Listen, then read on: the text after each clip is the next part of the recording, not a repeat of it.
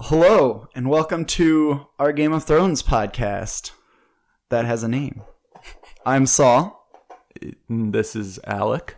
We are brothers, so we sound exactly the same. Good luck. So we've both been into Game of Thrones for a while. Alec got into it before I did. I started watching before season 3 came out. I think during season 2 is when I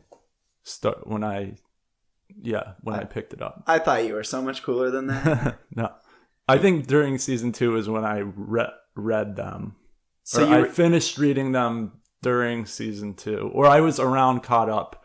Okay. I was caught up by the end of season 2. Okay. Or in between 2 and 3. Yeah, I listened to the books between seasons 3 and 4. So I had enough knowledge to hate the season 4.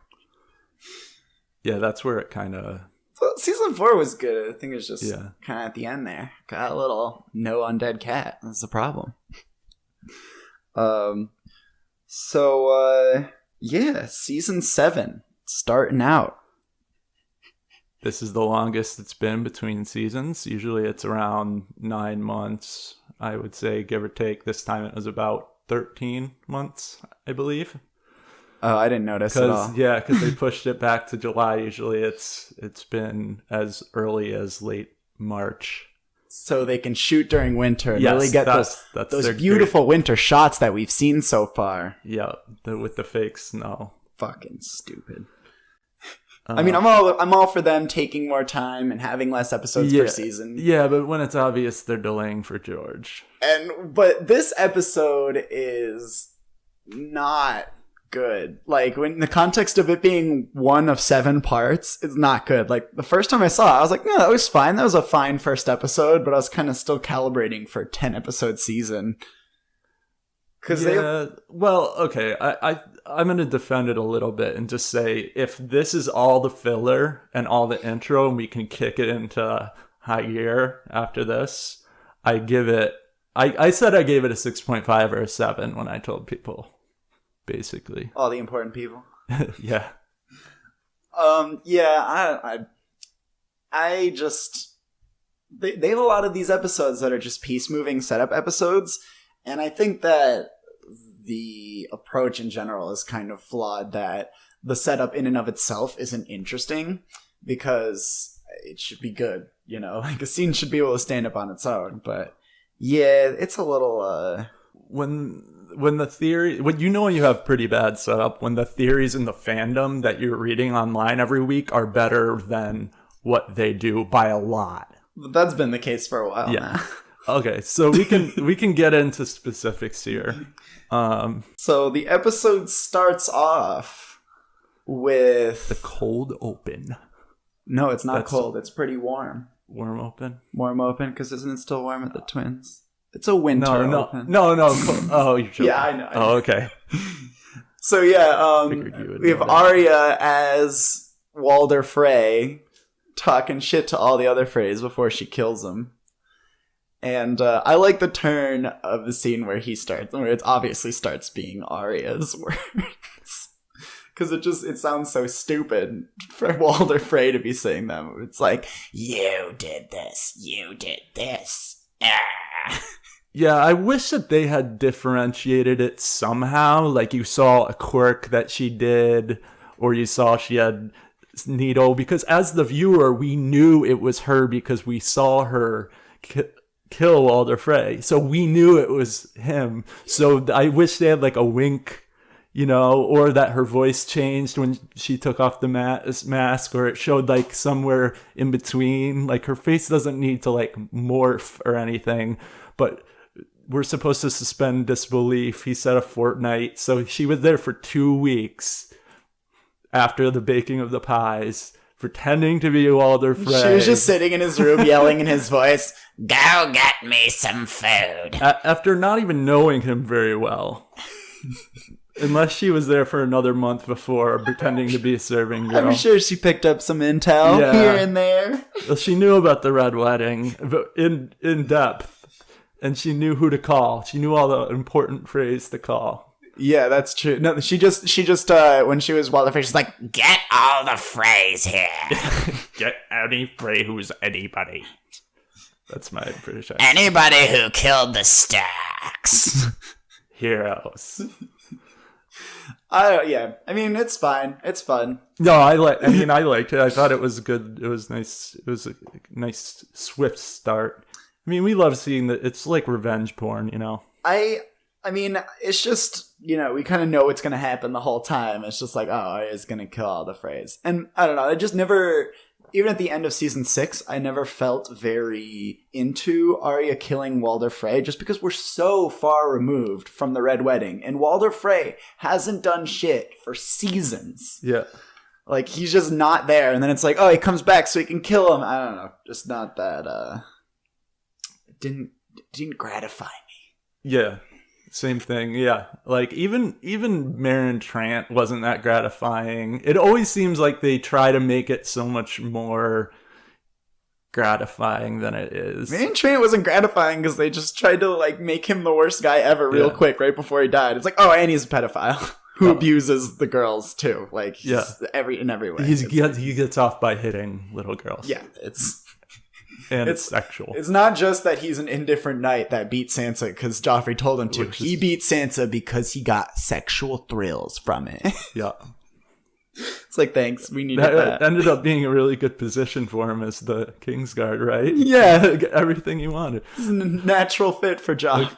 Okay, so she pulls off the mask like Tom Cruise in Mission Impossible. I hadn't even thought of that. Yeah. It's exactly that. Isn't that Mission Impossible 2? I don't even remember now. No, it's 1. No, he does it in... I think he does it in all of them. But it's 2 at the end where it's stupid, where everyone's doing it, right? Yeah. Yes. I mean... We should just talk about Mission Impossible. Yeah. So she does that, and then she... I liked her little line that she gave. What was it? Tell them that the North remembers. And winter has come. Winter came for them. Came for the phrase. Yeah, I thought that was catchy. Yeah, it's some good Stark shit. I think what makes the scene good is the context that the next scene puts it into, because then we get credits song, and then we have Bran looking at the army. And I mean, this is nothing we haven't seen before. You know, we know the army's coming. Why is Bran even watching this? Is he just like, hey, Mira, I just want to make sure the whites are still there. 1 sec. Well, his eyes are rolled back, so he's just warging, and it's unclear. Is he like watching it in the preview, in the trailer? They showed a bird watching the Night's King. Is he inside a bird? They didn't really show, or can he just do it? I don't. Maybe he can no clip now. He just do it. This is the ultimate warg powers, no clipping. Yeah. So, but I like that we see the undead army after that, because and they're bringing the cold. If we're concluding Game of Thrones, you know, sometime soon, then it would make more sense for the White Walkers to be the season starter. So I think it's interesting that we start with Westerosi feuds being tied up rather than you know, the actual real threat. So I like that touch. I thought that was kind of cool. It shows you where people's priorities are going to be lying, probably in the wrong place still for a while. Where are they walking from, and how many White Walkers are left of the... He can just make more, right? Or should we just assume there aren't 13 originally? Because they've killed like 3 or 4, right? I don't know. I have no idea. I mean, they could have just been making babies for a long time. Yeah. So anyway, did we see undead elephants? I don't think we did. We didn't see ice spiders, but we did see undead giants. Yeah. And which some people thought that it could be one of them could be 1-1. Oh, I assume that the one we saw was 1-1. Yeah, I would go ahead and... Oh, but 1-1 died at Winterfell, so that couldn't be 1-1.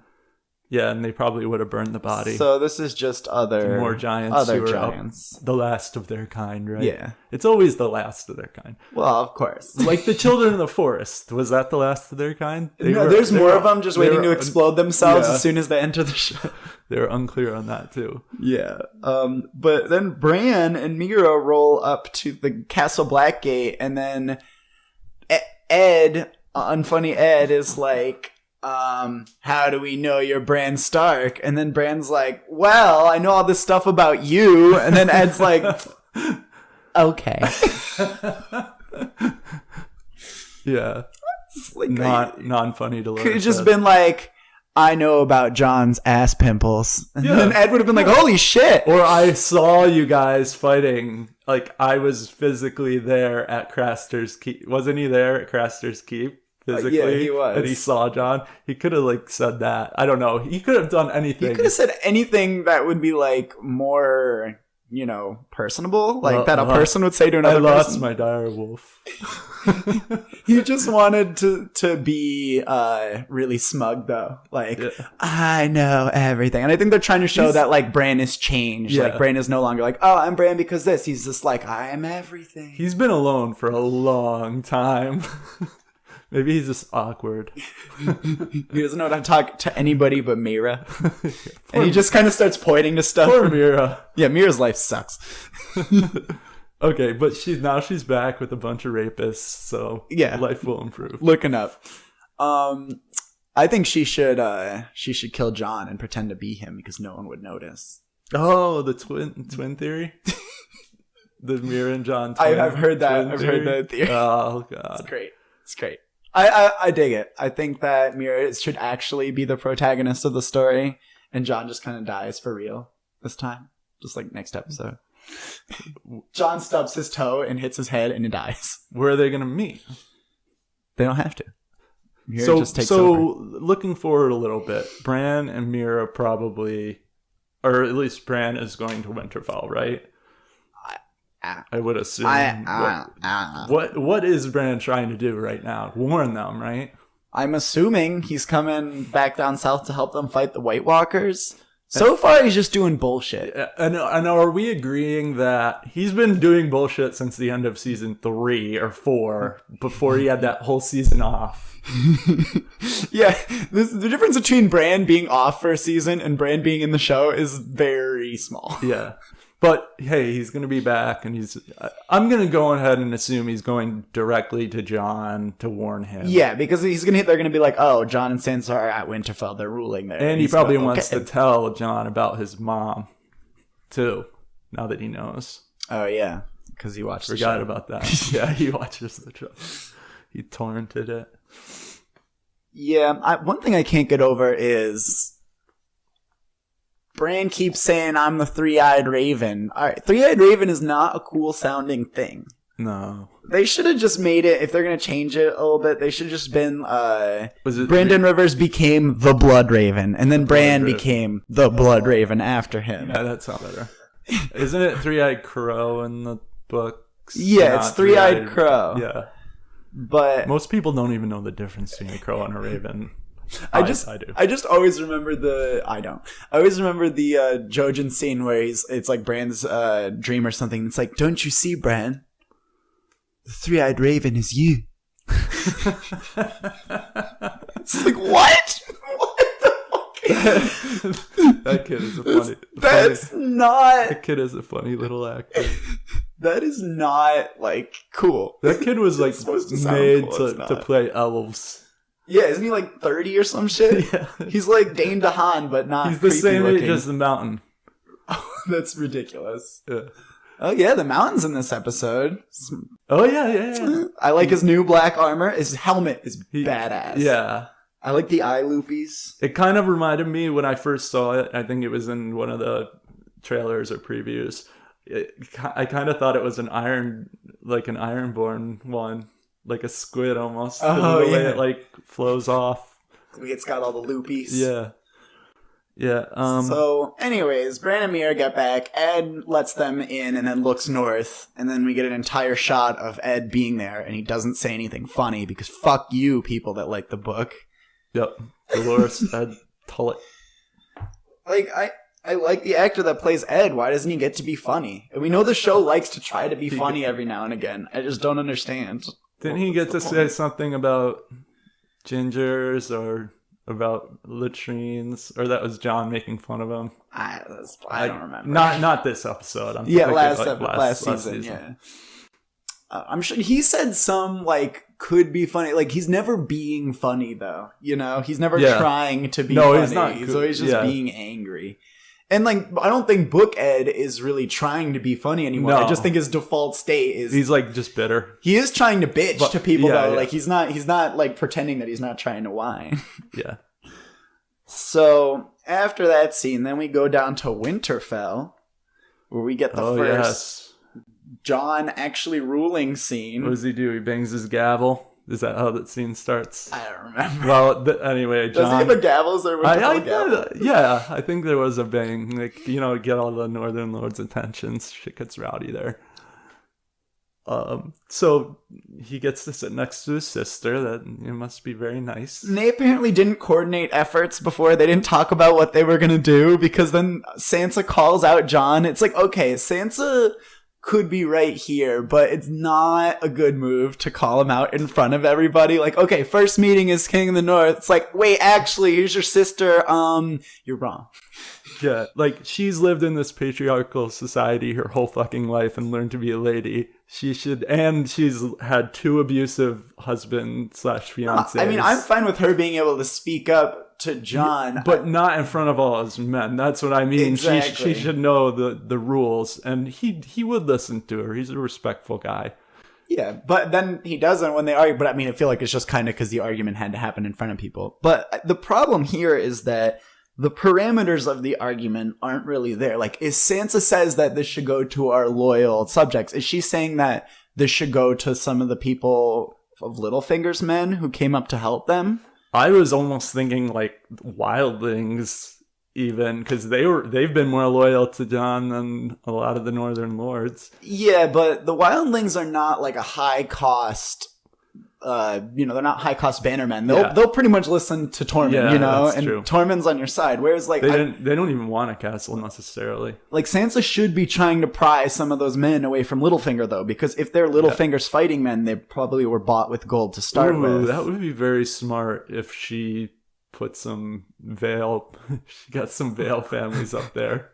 But the problem is that there's no actual politics in the show, because Dana and David think that politics is just talking. Just talking about shit. This is politics. This is politics. So you just talk about shit and it's fine. It's like, no, politics is like how people feel about stuff and trying to get people what they want so they'll be on your side. And it's like, it's not really present in the show, especially among the Northern Lords. We never get specifics of who wants what or anything. We just kind of know that, Lyanna Mormont's the best. Yeah, and that's what it comes down to, is Jon basically eventually tells Sansa, shut the fuck up. And so there's 2 ways to look at it. One is he's doing this because he knows how it feels to just have lost her house and have it taken over. And he's just glad to have it back. And he knows that it's easier to keep. I don't know. That's what I think that he's seeing. I think Sansa did kind of suss him out correctly when she says that, you're being stupid like Ned, like Robb. I think he is kind of doing what, like, the honorable thing is. Like, these are ancient alliances of the North, but when you're in a war for your very survival, you kind of gotta change up the playbook a little bit. Like, this is when shit changes, when your back's against the wall and it's war. Like, that's how power shifts. And how much sway do these 2 little fuckers have? And also, how smart is it to make 2 child lords right now when you're about to have an apocalypse war? Like, maybe they're not the best commanders. Yeah. Like, It kind of reminds me of some of the BS in the Telltale games. I haven't played those. There ends up being, like, child lords that you have to make choices for, and it's kind of... You play a game... Sounds pretty cool. Yeah, but when you play a game that can't affect the main story, and some of the main characters are in it, but it's, like, not... It is canon, I guess they said, but that means it can't affect anything. They should have set those during, like, Dunk and Egg times or something, so they could just go wild with the lore, But I guess people are playing it because they watch the show. Yeah, and they got the voice actors and stuff. Oh, that's cool. So then they take their argument outside. Up to the catwalk. Yep. Up to the catwalk. And they get some pretty good Ned and Cat scene camera angles up here, which it's nice to see the next generation of Starks, ruling. And then instead of looking down on their children, they get to look down on Brienne beating the shit out of Podrick. I mean, I know that that they're not actually in this scene, but I like to think that that's what they're watching. Yeah. Why is Brienne so mean to Pod? Yeah. Well, who was that? Where Ned and Kat looked down at where they were doing archery? Yeah. Oh, okay. Yeah, that was the first scene in the show. Basically. And they do dress her similarly. How they dress people and how they do their hair is one thing that they do purposely do as a callback. People were pointing out, somebody posted this on my Facebook as an article, that guess who Sansa's hairstyle was from? Cersei, season 2 or 3. It's just the one line around or whatever. That's cool. But I think it's just because it's a wig and it's easier to now it's a wig and that's an easy wig to keep maintained. Yeah, but I'm sure the hairdresser had to get a red version. That was probably tough. Right, but I'm just saying wig. I know nothing about wig hairstyles. Me neither. I was just thinking it would make sense if that's an easy type of wig to the costuming and the hairdressing has always been really cool in the show. Yeah. But yeah, Jon and Sansa kind of take their argument to, what should be its logical conclusion, which is they should start debating who gets what and why they need it. But instead, it becomes this personal, why don't you believe me?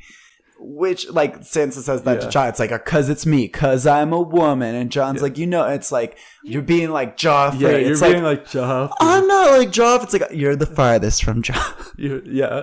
It's wow, she folded real quick. I mean, she didn't really say that he was being like Joffrey. She's that's something Joffrey did. I don't know. But I really wish it was more a discussion about thoughts and tactics rather than it just being personal. Jon is also too brooding to be able to pick up on what she would mean. He doesn't seem very sensitive, but to it. You know what I mean? The way Kit Harington plays Jon Snow, it's just really hard to think that he's thinking about stuff. Right. He just seems like such a dumbass all the time.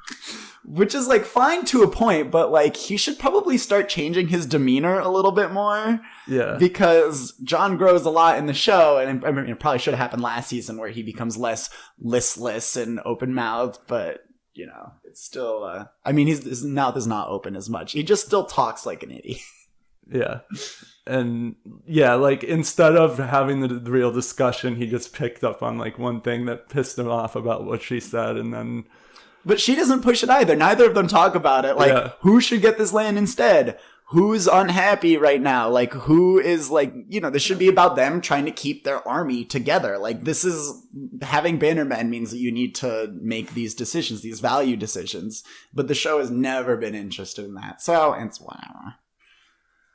Yep. And then is this the part where Tormund rolls up on Brienne? Oh no, this is later. Yeah, that's later. After this, it cuts to Jaime and Cersei. Okay. Cersei's new painted floor map, which is a good idea. Getting a map. I mean, it's really. It shows how lunatic she is. That she's "Yep, I'm queen. Now we're gonna take over everything and have a dynasty for 1,000 years." And that one guy is meticulously painting in the courtyard the whole time. And he's almost done. He's just getting to that corner. And then Jaime comes in. He's like, well, they're going to fuck, so I should leave. Yeah. I mean, Jaime didn't say anything. He just kind of looked at the guy. He gave him the we're going to fuck look. Oh, man. Everybody in the Red Keep knows the drill by now. What have they been doing? I mean, what have they been doing other than I'm assuming it's the next day after she blew everybody up still. I don't know. I still have no idea how much time has passed. Yeah, we never talked about Tommen. We never talked about what. That's one of my favorite lines ever. We never talked about Tommen. He was a traitor. She called him a traitor for what? Killing himself? Yeah, but it was because he loved Marjorie. I think it was because he converted to the faith of the Seven in order to keep like the king. I think it was because the because crown he did stuff converted. other than what Cersei wanted him to do. But really, he actually did it mostly for her, and it was her fault. Yeah, I mean, Tommen was a poor, sweet soul forced into an impossible situation. I love Tommen's death so much. It's such an emo thing to do. It was pretty good. I was 100% sure that she would manipulate Jaime and say that that he was there. If only you were there, Tommen would have never killed himself. No, to say that Tommen was in the sept. Like, so that, we don't have to talk about, like, the ramifications of, or try to blame... Well, then that's even worse, because then Cersei's like, I killed Tommen. Okay, no, try to blame it on... Then try to blame the bombing on somebody. I mean, who's going to blow shit up? Yeah, that's all true. Cersei's enemies in it. I feel like everybody knows what Cersei's up to by now. She's doing crazy shit. She's going to kill everybody. Oh, okay. Not that he's in the sept. That she should have been with him. Yeah, that would have been and explained to him why she was doing what she was doing. Not left him alone with that Franken Mountain. Danny Purpleface is my preferred name for the mountain. Danny Purpleface? Yeah. Danny is just a name. It doesn't have anything to do with anything. It's just he has a purple face.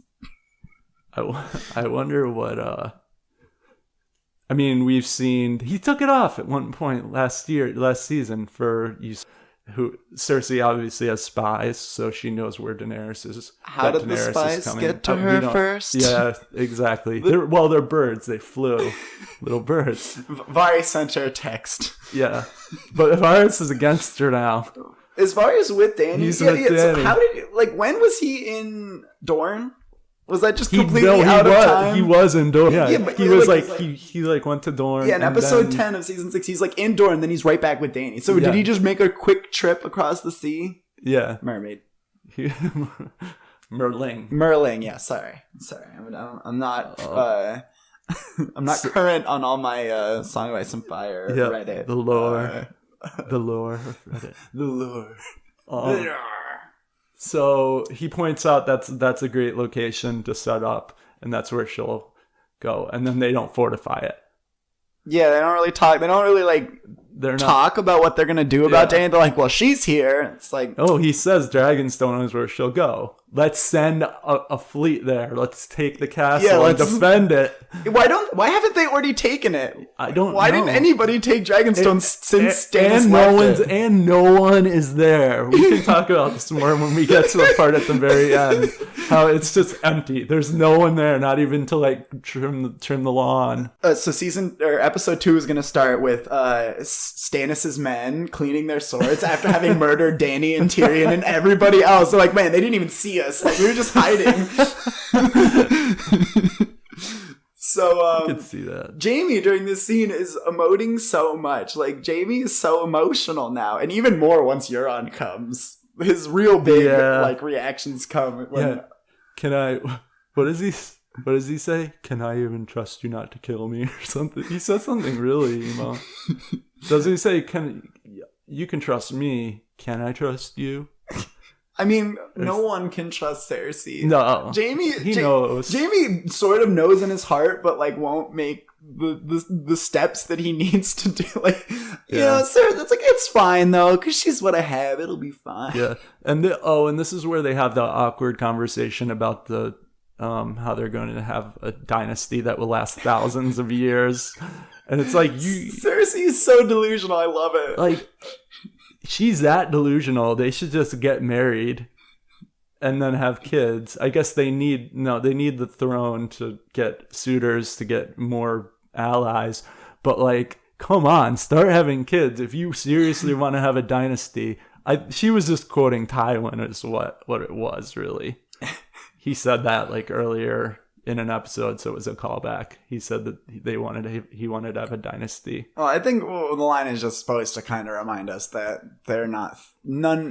nobody in the South is taking the White Walkers into account. It's not part of the equation for any of them. Right. So, it's just... Well, she does. I mean, she doesn't even believe them. Now she believes in dragons. The show, has she even heard in the show? Because, like, we see it in the book. There's that time when someone says something and she's like, yeah, okay. If she heard about dragons, then I would assume she would have some... She knows John's the king in the north. She mentions that. Vari sent a text. She's he didn't take her off his group text. He forgot to take her off the group text. So she's been in the Danny's group the whole time and nobody realized. So, yeah, so Jamie and Cersei are talking on the painted floor and shit. And I just want to have an aside about the editing here. During this scene, there's so many weird cuts. Like, right in the middle of while somebody's talking, it'll cut. And it happens, like, at the beginning of something Cersei says, and it'll cut to Jamie's reaction. And I don't know... I noticed it when you pointed it out to me. I don't know what they think is happening with that. Like, if that, like, why, if it's good to show somebody that's listening and not talking, like, that can, like, mean something, but... It can mean that they spent $20,000 on that mural and wanted to show it from different angles. Yeah, you'd think that they would have an angle that was about the mural and showed the characters kind of incidentally, like, moving around while the mural stayed still, you know? I think it was hilarious to see how tiny his brushes were. Jesus Christ. Had to show it taking a lot of time. Yeah, so if you're painting this, that means that there must have been, like, weeks in which we haven't spoken about Tommen. Yeah. And where is there a Kingsguard? I just thought of this. Is he the only one? I guess Queensguard, but is he him in the mountain? He wears I think he's the hand, and the mountain wears black now, so I don't think there is. Oh, he's the hand? I don't know. Oh. Is he? Oh. I mean, he was standing there next to her like he was the hand. I don't know. Haha, the hand. Yeah, that's what he says. A hand without a hand, a bad joke, sister. Do not ask me again. That's what he says in the beginning of Feast. Oh, okay. I was going to say, if that was in the show, I'd remember it. It's actually kind of snappy. So then Euron shows up, and I don't know if there's a time skip here either, because then they're out there, you know, talking. Well, actually, first it cuts to the ships, and we see all these ships. And then it cuts to Jamie and Cersei out there. And I don't know if this is just later that day or something, but it seems like... I'm going to go ahead and say that some time passed. Okay, well, who knows? Who the fuck? 3 weeks passed. She knew he was on his way. And then they went outside, and sure enough, he's there. Yeah, with way too many ships. How? I mean, I already stopped caring because they don't bother to actually have the setting make any sense. But it's just like... Right. Yeah, no, Theon and Yara, they just took some of our ships. And it's like, wow, the Iron Fleet is big enough to have 2 giant fleets? Like, Jesus. It's kind of like how half of Stannis' men left, abandoned him.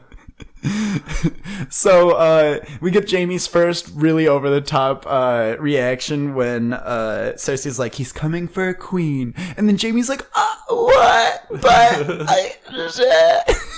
what do you mean? You know, like sex. So then does Cersei have any intention of ever getting married again? I don't think so. Do you think her and Jamie are even like having fucking right now? I don't think so. It seems like not. But it's like, what is Jamie getting out of this? It's just he doesn't know anybody else in the world, so he's hanging out with Cersei. Maybe they really do understand each other. Yeah. Well, in some twisted way. So then we're in the throne room. And there's a little bit of color there, which is like, Jesus fucking Christ, thank God. I'm glad that there's some color in one scene. And, I mean, it's just flames. And we get this entire conversation that plays out between Euron and Jamie and Cersei. And, like, what is very clearly, like, 4 setups with the camera. Like, they set up the angle on Cersei, the angle on Jamie, the angle on Euron, and then that one angle with Jamie and Cersei in the same shot. And it's so lazy and just boring to look at. And Euron doesn't have any play. Like, his play in this scene is mentioning the fleet that he arrived on. He's like, yeah, but the Iron Fleet's awesome. I think they're just like, yeah. I think they're trying to Euron him, kind of like how they Dario'd. They're like, okay, you cut his hair, his outfit. We can talk about the outfit. These are his court clothes, you know? This is the new Euron. Even though it's the same actor. Get this guy some fucking color. Oh my god, why is he wearing all black? And his accent changed completely. Did it? Yeah. I remember. Yeah. It just goes to show they couldn't afford Mads Mikkelsen. Yeah. He's Danish, right? Mads Mikkelsen? Yeah. I think so. I think somebody told me that. He's not American. But they both are, is what I was going to say. Okay. So they got the poor man's Mads. Yeah. So, yeah, I don't really understand. There's this great part where Euron goes, where Euron's like, yeah, and then you should marry me. And Jaime's got, like, the super sad look on his face. And then Cersei's like, I reject your proposal. And then cut right back to Jaime, who's got the smuggest expression. It's like, Jaime, what is happening over there? He's just one big ball of emotions. Yeah, he's not, yeah. It's like, it cuts right from him being sad to him being smug. The sickest burn is when he says, then you'll have a king with two hands. Oh, that's when that's when Jaime does that, and Jaime's like, "Why I gotta go there?" It's like, game face, Jaime, game face. Yeah. and then he says the thing like, you know, I killed my brother. It's like, maybe you should try it sometime. And then cut to Jaime looking like nervously over at Cersei, and Cersei's not even looking over. So inappropriate. No, that's pretty appropriate. If you're with the Lannisters, you're probably talking about killing brothers. That's true. Speaking of which, do we know how Jaime feels about Tyrion right now? I'm going to go ahead and assume the last he talked about it, if I ever see my brother again, I'll kill him. Yeah, after he found his dad dead. Right? Yeah. Didn't he say it to Bronn at one point? I think so. It was, yeah. Tell the wee fucker that Bronn says something like, tell the wee fucker I said hi. He's like, I haven't seen him. If I ever see him, I'll kill him. Yeah, that was at post-Tywin death. Yeah. But that doesn't make any sense because they left on good terms. And if anybody should be the one that's more mad than the other one, it should be Tyrion, but whatever. It's like, you were always the worst and on Cersei's side. Yeah. Well, in the show anyways. He's the head of an armada. Well, I guess Tyrion should be glad that his brother saved him. I don't know. I'm just still bitter about that plot being so stupid. No Tysha. I mean, it's just the saddest thing in the world with those brothers that love each other that can't, you know, that can't express it. And in the show, they're like, let's change this thing that's good into something that's nothing. Yeah. Let's make Shay plotline mean nothing. Well, let's try to make it mean something when, you know, let's try to make it so Tyrion was in love with her. Anyways, so we go from Euron, because that scene happened, I guess, to the Citadel.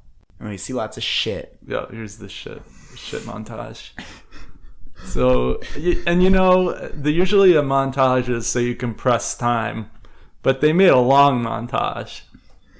I mean, I liked it. It was the rare instance of style in the filmmaking. It's very stylistic. It kind of reminds me of like Train Spotting or something, like the way it like speeding up. Yeah, it's got cool jump cuts. And it's interesting. Like they're not just in three setups cutting between whoever is talking, like, which is what the most of the show is finding the least interesting ways to depict people talking. Unfortunately, it was supposed to make you sick.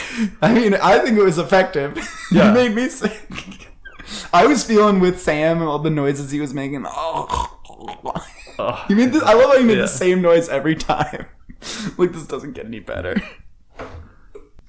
He has his conversation with the Maester, and the Maester's basically like, the world goes on, stop fucking worrying, you piece of shit. Clean this up. Yeah, the Maesters are they're the headpiece of history. The memory. We are the Westeros' memory of the realm. No, they're the headpiece. Well, you know what I mean, the mouthpiece. They're an interesting hat. They're like the church in the Middle Ages. The church held the knowledge. But they're also very greedy with it. Yeah. So they don't practice what they preach, which would be to help teach people and educate everyone about the history of the realm, not divvy up little. I feel like they got some of the Maester conspiracy going on. Yeah, the problem with that, though, is the only Maesters we've really seen in this show are Pycelle, Aemon, and Qyburn. And what's his name? Qyburn. The Stark's original guy. Lewin? Oh, Maester Lewin, yeah. Yeah.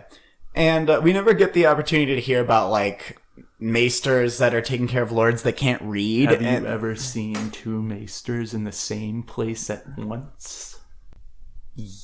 No. I'm not even sure I have in the Citadel. It kind of feels like the Faceless Men in that you don't see, like, big groups of them. But that makes sense that you don't see big groups of the Faceless. Oh, no, we do see, like, a bunch of Maesters eating dinner together. Do we? Yeah. I'll take your word for it. Like, when Sam's, like, cleaning up or serving them, you do see a lot of them. But they're just generic looking, and it doesn't look very fun. Yeah. Not very fun, turns out. No. I just think the whole, like, the world's gonna go on is, like, is just Well, it's a cop-out. For a historian, it's something that, you're like, we have to, like, predict what can happen. It is a cop-out. And I hope that guy is just, shrugging Sam off and we're going to learn more about him. But it just feels like, oh, okay, he's got to say something. Well, you don't hire Slughorn, a Harry Potter actor and alumni, if you want a shit role. I'm just kidding. So then we go back north and take out the rest of the color that that we had. Stylized choice to have things look ugly as fuck. So it's winter. So Podrick is training with Brienne, and Brienne stops paying attention to the fight to, like, look at Tormund, and Pod, like, lands a hit, and then Brienne just, like, fucking punches him down to the ground. It's like a schoolyard type thing. Like, she's embarrassed because Tormund made her blush. I think that's what they were going for. Okay. I feel like it just kind of makes her seem like a shitty ass teacher. Yeah. Because they've shown that before, like her hitting Pod. Or just like it's one thing to, like, help him train and to hit him when he, like, misses, but it's another thing to just be a douche. Well, she's a badass, strong female character, I guess, is what that is. She could beat up a boy. Yeah. She is training him. She can beat up a little boy. Out of the goodness of her heart. Yeah, but, like, I have a feeling if he looked at something else and then got struck by her, she'd be like, that's a learning moment. You gotta pay attention. Yeah. I mean, I'm fine with her being, like, embarrassed, but then she should have, like, shown some remorse. Brienne is just no longer a character. She became a robot sometime back in, like, season 5, I think. Killing the Hound. She's like the... That made her a robot. Yeah. She's like the Sansa's version of the Mountain. Basically. Yeah, they're really trying to do that.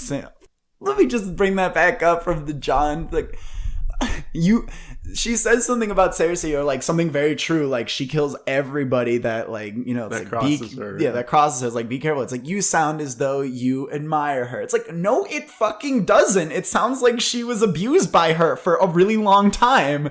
Like, that's just such a weird thing. And then Sansa, instead of taking issue with that, she's like, I learned a lot from her. It's like, yeah, you learned a lot from watching her fuck up over and over. Cersei's main lesson, the first lesson that she told Sansa directly, is use your vagina to get what you want. Yep. Use what's between your legs. And she has not used that at all. She has never, like, successfully teased the guy like Elaine Stone.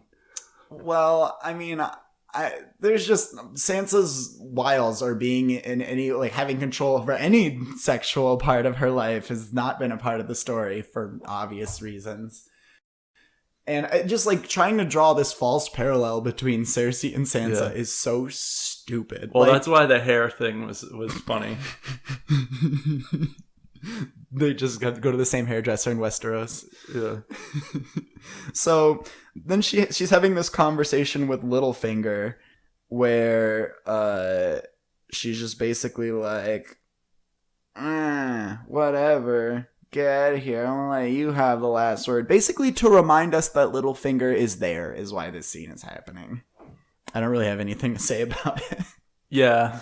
Now that his plans have come to fruition, his secret plan of having the Vale Army and taking over Winterfell, now Jon has put out... He's really just like sitting in a corner, like throwing shade at Jon and trying to pit them against each other. But Sansa is just so probably emotionally shattered from everything that's happened to her that she's just like, dude, we need your army, but like it's not happening. He has to know. He has to know he's on his way out.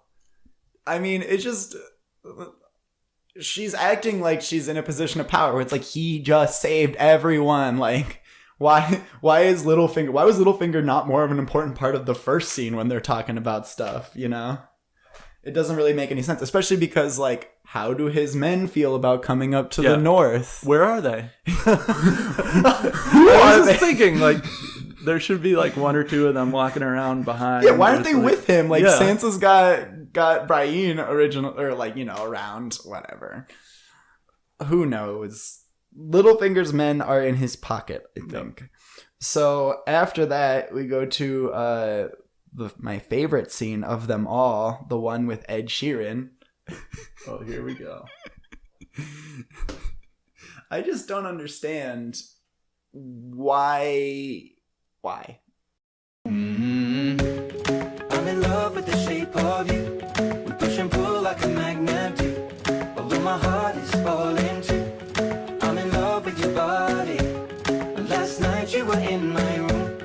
Now my bedsheets smell like you. Every day discovering something brand new. Well, I'm in love with your body. Are you old enough to drink? Why? I mean, I guess Ed Sheeran came to them with a bunch of money. He's like, I want to be in Game of Thrones. And they're like, okay. From what I heard, from what I understand, Maisie Williams is a big fan of him. So Dave and Dan went out of their way to get it so that he could be in the show. Now, as someone who didn't know who he is, in fact, I called him Ed Sheeran. Ed Sheeran, that's right. His name is really Ned Sheeran. His Nedard Sheeran. He was supposed to be. He was originally a character, but I would not have noticed that. I knew that there was like a star supposed to be in the show for Arya, but I wouldn't have ever noticed if they didn't make him out. They really did treat him differently on camera. Like he was the leader of this crew. I mean, he was just always in the shot for no reason, even though he didn't have any lines. And Arya's like... I think that what happened was they tried to give him some lines, but then he was shit at acting because obviously, and then they gave all the lines to the other guy who's like, I made it myself. It's like, all right, you're gonna do the talking, Ed Sheeran's gonna be on screen, it'll be like Ed Sheeran's talking, it'll be great. But he's singing Hands of Gold, so apparently that's a hit in Westeros now. It got out. Hit. Do we ever see Simon Silvertongue in the show or anything? No, definitely not. Okay, so this is just like a sort of like Easter egg for book listeners, or book readers. Yeah, I think so. Tipping our hand that we don't know how to read. It wasn't the song's about Tyrion? Yeah, the song's about Tyrion, but it's obviously about Jaime too. You know, Hands of Gold. Oh, right, yeah. It's about Lannisters. Yeah, you would think that it's like too soon almost for them to like. You know, well, they should stick to the Reigns of Castamere is all I'm trying to say. Yeah, we needed that to be in the show one more time. I mean, I like it. I like having some of the songs from the books feature in the show. I got my streams crossed for a second, and I thought that Gendry was going to be in this scene because I had misremembered that Gendry was Podrick and like was Tyrion's squire.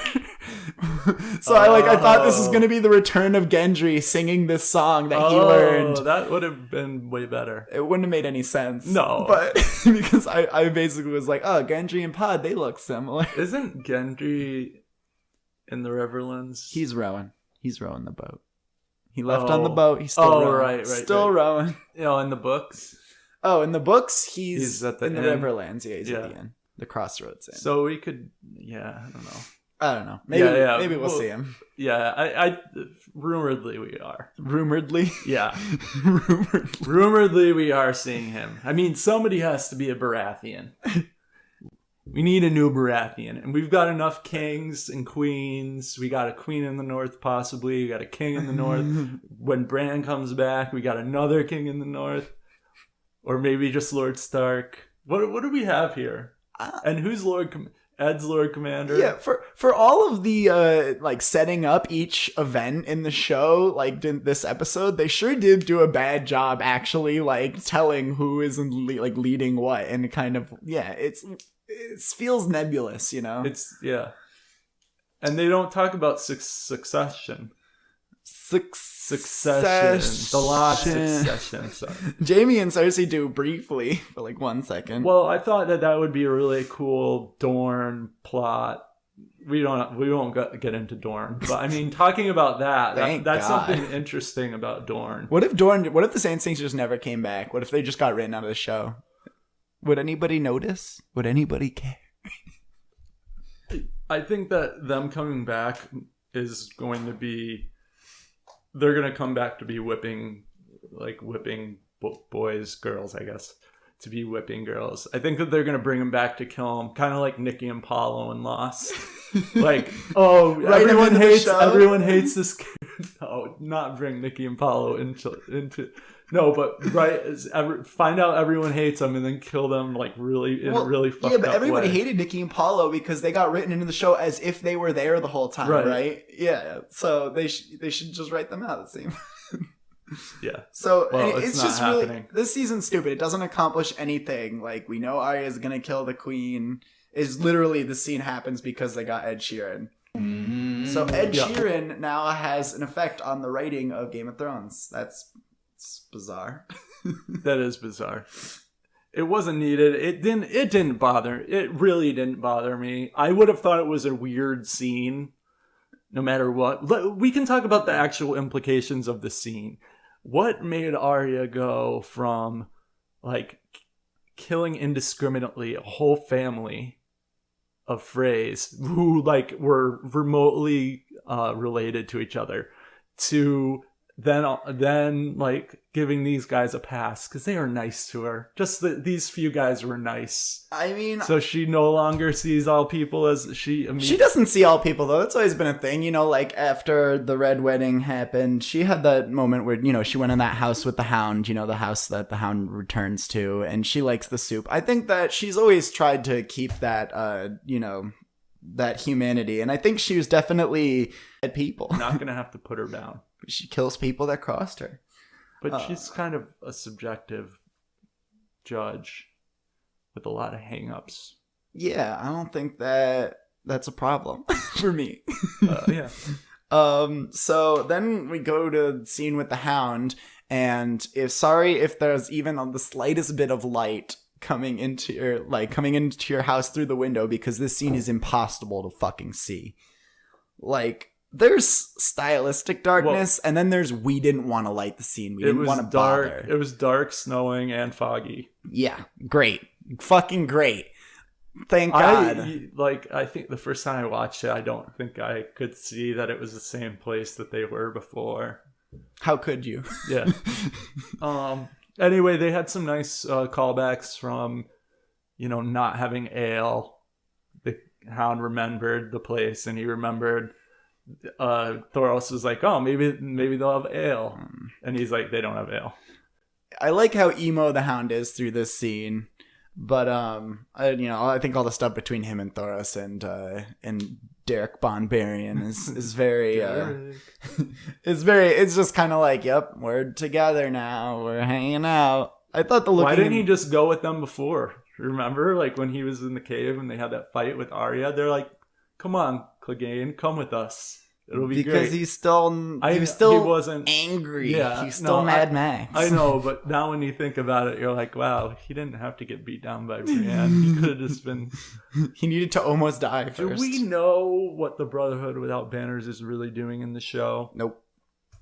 No, literally every time Derek talks about it, he's just like, I'm just doing whatever the Lord wants, and I don't know what the Lord wants, so I'm just wandering around. And then Sandor's like, I'm going to tell him I see something in the flame. Sandor does seem like... That surprised me that they did that. That they had Sandor see something in the flame. Yeah, I cool. like that. Yeah, I like it. I feel like they're maybe trying to set up the flame as like ultra important, that they're in a world of darkness and the flame is the only thing. It's like, okay, you can style this, but you still need contrast in your scenes. You need some source of light. People are going to be looking at this for entertainment. You know what would have been really cool? If instead of Sandor just telling us what he saw in the flame, Sam saw a glass candle in the Citadel and looked in it and actually saw that. Huh. Whatever. What did he say? A triangle. What was it? An arrowhead. They're talking about Eastwatch by the sea. Yeah, he saw Eastwatch. An arrowhead. The dead are attacking. Something, I don't know. So let's go. There was fire shit. All the fire shits. So they're fighting on the side of the Lord of Light. And they're going to kill the Great Other. Yeah, I think so. And they know the Great Other are White Walkers. Or presumably. Yeah. So then we go back to the Citadel after this, and Sam is finding a book in the Chamber of Secrets. Yep. Sneaking in. Invisibility cloak and all. And what did you say that he finds in the book? There are a few things that he sees in the book. There is a description of how obsidian, if it's ingested, can cure certain ailments. So I'm going to go ahead and say, since we got Jorah and Sam's kind of taking care of Jorah, he might eat this obsidian. Kind of like how the White Walkers, it really helped them out. I like to think that this is something like somebody was trolling when they wrote that. They're like, let's get someone to eat rocks. And then there was a picture of a Valyrian steel dagger that looks exactly like that cat's paw dagger that belonged to Littlefinger and was used on Bran. Callback. Yep. That's cool. I mean, but it was it wasn't hidden very well. I noticed it the first time we saw it. I was like, oh, that's that dagger. I didn't. I was like three beers deep when we watched. And there was a magazine cover, like an entertainment cover with Maisie Williams, and she was like wearing that dagger. Oh, that he saw. There were when he was looking through the bars, there were some really weird diagrams that looked like Venn diagrams, but it was showing the seasons almost. It looked like the sun on different sides of the planet or some sort of planetary chart. And I really wanted to see what that was. You wanted to zoom enhance that? Yeah, I wanted to zoom enhance it. But I only got as far as thinking, zooming it, and then you would really need, I bet you a really good programmer could figure out what was written in all those things. That'd be cool to see them trying to figure out the orbital paths of the planet it's Earth. Considering how fucked up the seasons are, that would be interesting to see what the Maesters think of the seasons. Yeah, that'd be neat. But we don't really actually get any details because this is Game of Thrones. We're light on learning. We're light on learning for Sam. So Sam, he takes care of Jorah regularly. He's used to taking care of the so cells. It looks like he's doing that. It didn't look like he was just down there. He was looked like he was feeding all of them, and we just happened to see where he's feeding Jorah. And then they didn't even try to hide that it was Jorah. At first they did, and I was like, oh, I bet that's Jorah. And then they showed him that he talked. Well, how can they really hide it when the entire point of the scene is Jorah's here, I guess? I know, they could have showed some, other people with grayscale, and then, had just his voice, or I don't know. I thought there could have been a little more, so is he, in a leper colony? I don't know. Do they have a leper colony at the Citadel? Is he jailed is he jailed voluntarily or is he quarantined? That's really what I don't. Why would they just kill people that come that are stone men, like, or that are going to become stone men? Like, why would they bother? I don't understand. He must be there voluntarily trying to get cured. Like, that must be their quarantine. Oh, that makes sense. They quarantine them. They're probably doing experiments, or like he donated himself to science. Maybe. Why keep him in like solitary though in the dark? Yeah, I don't know. If he's voluntarily there, then they could just trust him. They don't need to lock him. Nah, you probably do. Just because he's so dangerous, you gotta lock him. And he went to Old Town and did what? I don't know. And then Jorah is the worst at like he has touched every single person he's come into contact with. He grabbed Tyrion. He grabbed Dany. He grabbed Sam. He's such a dick. Yeah. He's such a selfish asshole. He didn't need to grab Sam. I can see if he was really smart and he's like, if I infect this maester, he'll have to find the cure and then he'll cure me. I don't know. That could be an interesting desperation move. It is kind of interesting from a book point of view that he ends up in Old Town because his second wife, the one that drove him to run away, was Lyness Hightower, of Old Town. So maybe that was... Why didn't she like him again? Because he's a douche. Because he ran out of money. It's because then that's why he tried to sell... she had really expensive taste. Yeah, they went north and she's like, wow, the north sucks. So he was trying to make it not suck so bad by spending a bunch of money. And then when they ran out of money, he ran away with her. Wait, he ran away with her? Yeah, remember they ran away together, and then he started like working as a sellsword, and then she became like she like went off with some prince like and became one of his like concubines or something. Oh, and that's when he did. When did he do the slave selling? When he was a sellsword? No, that was when he was in Westeros. That was why Ned was coming to kill him. Okay. Yeah, so that was why he originally had to flee. Oh, and he went with her. See, I thought she just stayed or something. No, they fled together. Oh, well, because about to fall from grace. Nothing matters but love. Lyanna and Mage and who are the other one? Darcy. Is there a Darcy? Daisy. Daisy died at the Red Wedding. We'll all be very happy to. Well, not Daisy won't be happy. They're happy that they get to. They do like a matriarchal. They let the women lead at the Mormont house. Yeah, I mean, and they're all Tormund's kids, so. Oh right. So after the Sam Jorah junk, then we finally see fucking Daenerys. As Jorah would say. This greasy bastard. Khaleesi, please. Khaleesi. I'm usually so good at impressions too, but Khaleesi. This mic sucks. Yeah, that's the problem. Okay, so then we get. Do you want to do? Should we just? Let's just watch the scene right now. No, we're not going to do this. We're not going to do this for 9 minutes. But then they attempt to do something stylized again, except for it falls so flat because it's so uninteresting the way they shoot this. Like they don't think of the locations as having character in and of themselves. Like Cersei has an entire floor painted and we never get a shot of like the floor being the subject instead of them. And then with Dany coming to Dragonstone, there's never a shot where the subject is anything but the people that are in the scene and what they are looking at. Like there's one where Tyrion's looking at the dragon statue.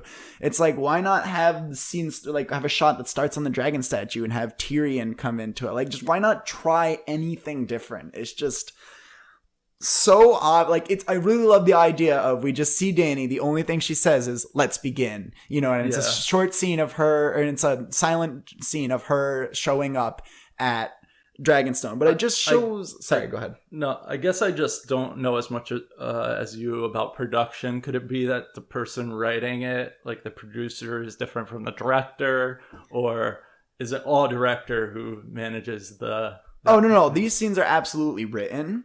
And the visuals are written too. Like a screenplay has the cuts and what's going to be on screen and what's important. And hopefully you have a writer on set to talk to them, because the writers are the people that know like long term what's important, whereas the director's more worried about like what's happening right now at this second. But I think it goes to a lack of craft, that there's no real interesting interactions. There's no real interesting shots that happen here. I mean, is it kind of like Star Wars syndrome, where they're like, this is just such a cool location to shoot at that we're not even like, we'll just shoot it. and could it be due to a limitation of time at those locations, because they are real places, some of them? I mean, no matter what, if it's a TV show, they're going against time is a huge issue, because TV shows are shot in incredibly short periods of time. You know, they shoot like an hour of TV in like, you know, a week or two. Like I know like Breaking Bad, Better Call Saul, they shoot those episodes in 8 days. So yeah, TV is ridiculously time restrained, but I mean that's part of, you know, the craft, is how much can you get out of, you know, what happens in that short time. And I just think it's something they've never really been good at. And like off and on, you get some really good stage cinematography and really interesting scenes, but I feel like it's just sort of catching lightning in a bottle, where like the stars just happen to align. I don't think there's really enough talented people, you know, ahead up top for, you know, there to really be consistent, you know, good cinematography, good filmmaking. Yeah, I guess it just didn't, as a layman or lame man, I guess it didn't really hit me. It didn't hit me emotionally. The music was the best part, I thought. Yeah, and that's never a good scene. Like scenes should be able to stand up and then just be enhanced by the music. If the music is what's driving the scene, and it's like, well, she made it. She made it. She's here in Westeros. 1993 was the first draft that the first outline George did, Game of Thrones. So 24 years, written by Dan and Dave. Yeah, that sucks for George. No, it doesn't. He's got a bunch of money. He doesn't care. They came out with the Winds of Winter last season. And they just eclipsed George entirely. Yeah. Oh my god. So, yeah, Alec pointed out to me before this podcast that this makes no sense that that it's empty, because Jaime and Cersei talk about that's where she's gonna land, and also the Ironborn have to sail right by Dragonstone to make it to King's Landing. Yep. It's like they gotta pass each other basically. So this is another thing where, when is anything happening? Like the books are all this kind of, you know, disjointed, things happen in different times, it jumps around, but it's part of the puzzle to figure out where like the stuff goes. And okay, so we're gonna assume the Euron thing happens first, otherwise they would have seen Dany. Maybe Euron could take Dragonstone as a gift, like him and Cersei could talk like about what the gift is. He doesn't have to be so elusive. And maybe he should have brought the gift instead of coming, proposing, and saying, I knew I would need a gift, so I'm going to get you one now.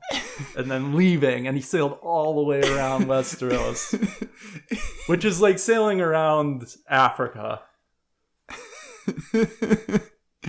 Yeah, good job.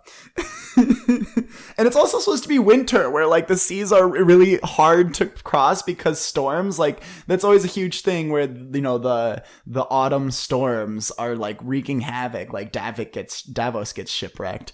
And so apparently Davos just sucks. The Silence does look really cool. Oh yeah, his ship. Yeah, it was there on screen, I remember. I thought it looked pretty sweet. I mean, I didn't even care, just because it's like, there are ships. It's like, yeah, okay. Well, I just hope that have you read that Silence chapter? The Winds of Winter. I think it's the most recent one he released. The Forsaken, I think, is the name of this chapter. No, it's about Euron. Oh, that's cool. Yeah, it's really awesome. I think Aaron Dampere is the narrator. Oh, okay. But great, that dick. Yeah, damn fair as what's his Roy name? Dotrice. Roy would say. But yeah, I'm hoping that he like straps people to the front of his ships when he's torturing them. Yep. And I'm hoping that he does that to somebody. He's not going to. I mean, we can't. He's not going to do anything. They cool should ever. show, not tell us how badass he is. No, all that's happened is he shows up. He threw his brother off a bridge. Does a really bad job trying to win King's Moot, and then no, he does win, doesn't he? But then they steal his ships. No, didn't. Oh yeah. And somehow, right after winning the King's Moot, no other Ironborn were like, "Wow, this guy's a fucking idiot. No one's gonna follow this idiot that just lost half of his ships first thing after being king." It makes no sense. And his platform was that he was gonna go find Daenerys and give the Dragon Queen his big dick. So what did he just give? I forgot. That was his plan. Did he actually say that in the show? Yeah. That's so that was the book. That was the book plan. So yeah, he said he was gonna get it. I think he said he was gonna get the dragons, and he was gonna give Daenerys his dick. Yeah, and I mean, so he changed. He was like, "Oh, it's so far to Slaver's Bay." The Ironborn are so disrespected, not only by the people in the world of Game of Thrones, but also by the showrunners themselves. It's like Euron is the only Ironborn. He speaks for every single Ironborn ever. I liked that Jaime pointed that out to Euron and Cersei, that they were scum and that they couldn't build anything, so they just stole everything. Because that's like what the readers are always thinking. This society would never make it.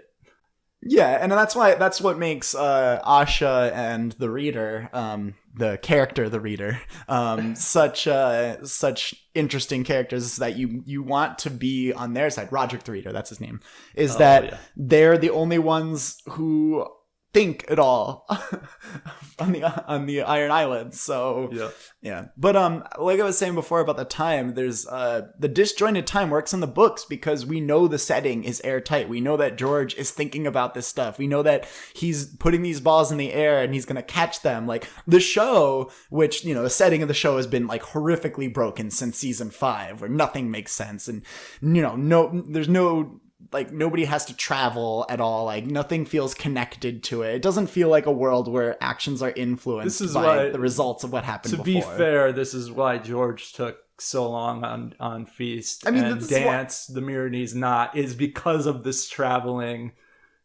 Yeah, I mean, because it's actually hard to write stuff, and David and Dan just are not good at it and don't try.